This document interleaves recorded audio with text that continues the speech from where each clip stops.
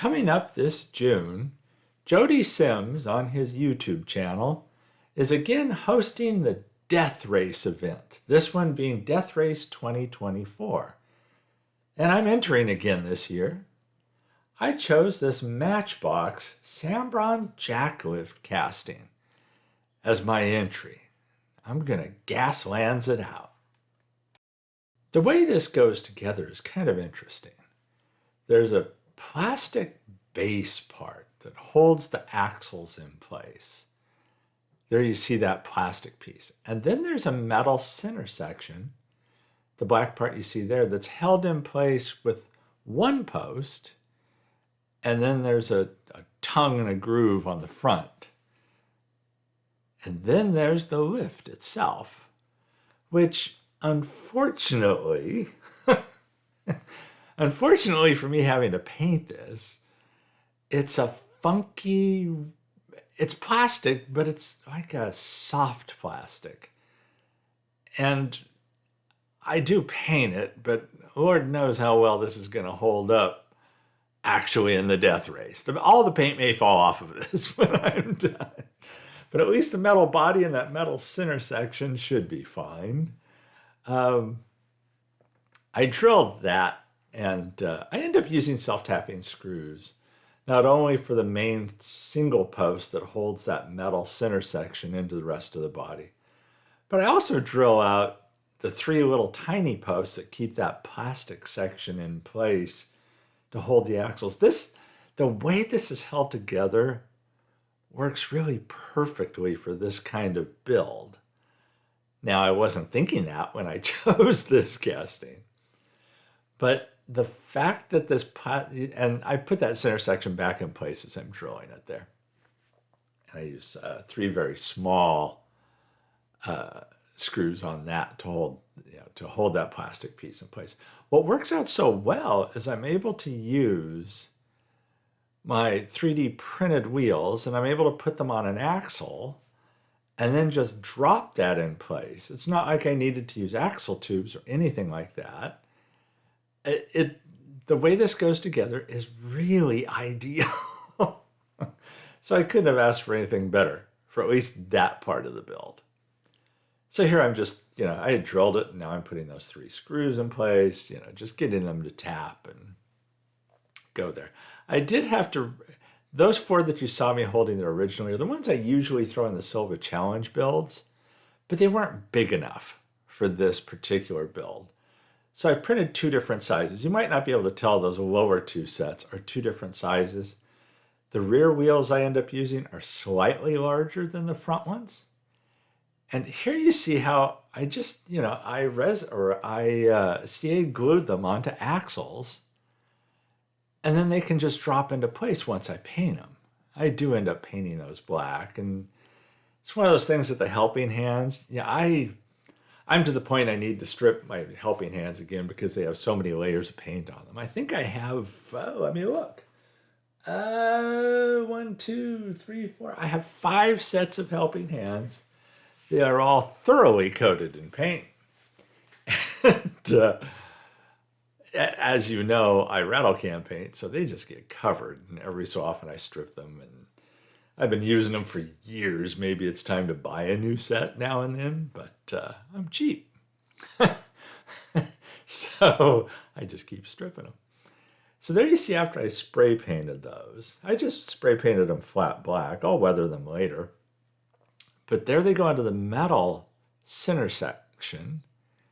And then there's this plastic piece that just had 3 little posts holding it in place. And so I drilled those, and now I'm just going to use the little screws to hold that in place. And so what I end up with is basically the center section that's metal with the wheels attached.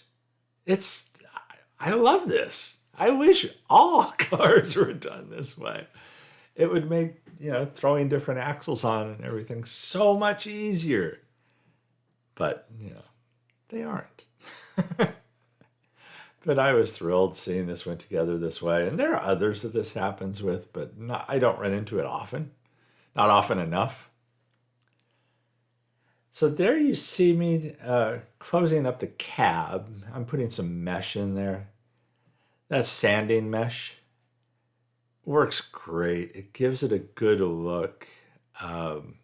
It's relatively easy to do too. You get a good look easily. This stuff's easy to cut down to size.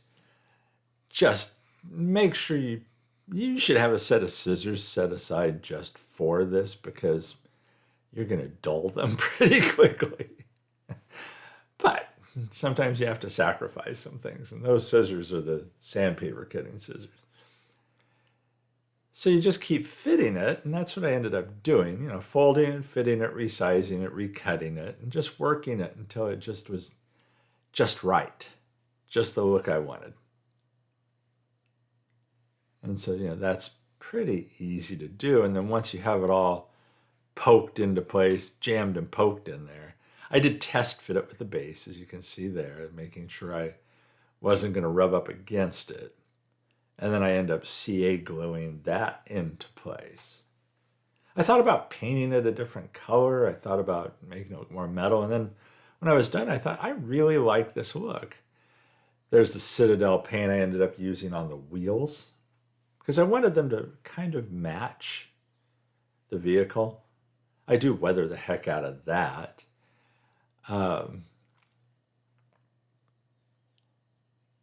Then here I've used wheel on the Dremel tool to wear down the casting. Wire wheel and buffing wheel.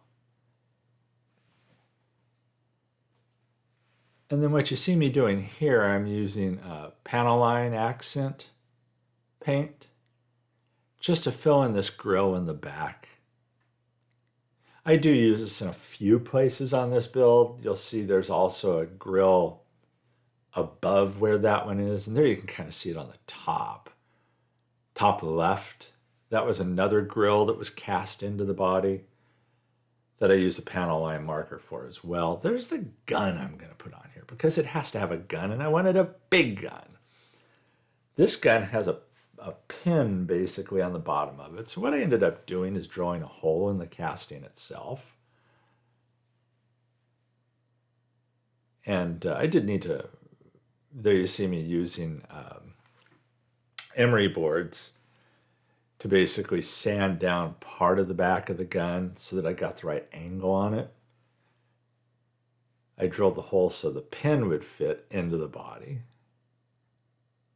There you see how that's going to work. I didn't mount it onto the body until the body was completely done because I wanted to paint it. And here you see I painted it with the silver, chrome silver paint. There's a hole naturally on the side that faces outward. And I thought, let me put one of these little hex screws in here. And it was nice because it had some weathered paint on it already from builds I've done. So it had this kind of worn red look. I didn't do anything to it. I just left it the way it was and glued it in place. And then once I had that done, I used Sharpie pins to pick out some highlights on the gun. And then I go over the gun itself with a panel line marker because I wanted it to retain most of the silver look. I didn't want it to be a black gun. I didn't want it to be a dark gun. I wanted it to be somewhat light, but yet have some darkness to it. I know that probably sounds stupid, but the panel line marker helps with that. And so, yeah, it's weird. I don't use this all that often, but when I do, I seem to get in the habit of using the heck out of it for a while. And then the next thing you know, I won't be using it again. I'm not sure what triggers my use and what doesn't. As I'm working on a gun, I use the word trigger, no pun intended. Wanted to do both sides. That's the other reason I didn't mount the gun until I was done, because I wanted to be able to adequately paint both sides of the gun. If I had glued it in place prior to finishing the body, I wouldn't have been able to paint both sides of it as well. And I think the body would have suffered as well, the cab as well. on this build, I'm not doing an extensive amount of weathering. This isn't going to be horribly dark. If anything, this is going to be really light. And I'm sure some won't like that. But I did. And this thing, this plasticky, rubbery lift portion, I primered it. Then I hit it with the chrome silver paint, the aluminum chrome paint. Then I went over that with that yellow paint in some areas that you saw me use on the wheels earlier. Then I went over that with rust coloring. That's what you see me doing there now. And that again was selective. And then for whatever reason, I got out the Citadel blood for the blood gods and wanted to dip the tips of the fork into that paint. And yeah, in the end, it ends up looking more like rust than blood in a way, which is fine. You know, I'm good with this build. I'm happy with how it turned out. It's interesting because it looks more weathered in person than it does in the turntable shots. But then in the glamour shots, you'll notice it looks a little more weathered. So here's the point where I'm putting it together. And I have put detail on that body. As you see, I put a decal Silva logo behind the cab. I put a fist clutching a lightning bolt in front of the driver position. I just hit it with little details here and there. A variety of ways. You know, I used Sharpie pens. I used paint pens. I just messed around with it. I just kept... I like having color in these builds, and I'm not a big fan of just the overwhelmingly dark Gaslands builds. I mean, I guess they have their place, but again, yeah, I do shy away at times from throwing skulls on everything and just making everything overly dark. And this was one that I just thought, I'm going to keep it light. I obviously didn't strip it. I left it the original yellow. I did roughen that up again with the Dremel tool, as I mentioned. But there wasn't a lot to this. I kept this fairly simple and straightforward. And I hope you like this as well in the approach I used. I'm just trying to get it to go together here. The lift arm kind of fought me when I was trying to put it together. It's two sets of pins on the upper part and the lower part. Getting those to seat properly was just a little bit of work. And then getting the screw on the screwdriver, which fortunately it's been magnetized enough that it'll hold on. And then once I have the base screwed in place, there you see the weathering on the wheels. So once I have that screwed in place and I'm sure everything's working properly, then it was time to CA glue the gun onto there. And so that's what I do at this point. I kind of like the fact that the front fork section, you could actually position. It does go up and down. In its bottom position, it's out of the way of the gun. And its top, fully raised, it's out of the way of the gun. And yet at the same time, if you position it like midway, it's like it hides the gun in a way. So like if this thing was coming straight at you, it would be able to hide the gun by raising the forks a little so that back plate would help hide the gun from anyone it's approaching. And then it could either raise or lower the forks and fire away. So I like that. I had fun with that. You know, that idea for this. And then we'll just take some time here to hold that in place while the CA glue sets. Yeah, this took longer to set than I expected, but it did. It eventually did. I'll keep holding it and we'll just go off camera here. How's that? We'll go to the way it originally looked. So there you have where we started. And wish me luck in the Deathrace 2024 event. Be sure and check out Jody Sims' YouTube channel. There will be a link in the description for this video. The race happens in June. I believe these entries have to be in by June 12th, if I remember correctly. And you can check out his channel for more information about the race and other competitors. And watch the actual race itself when it happens. He will be showing that.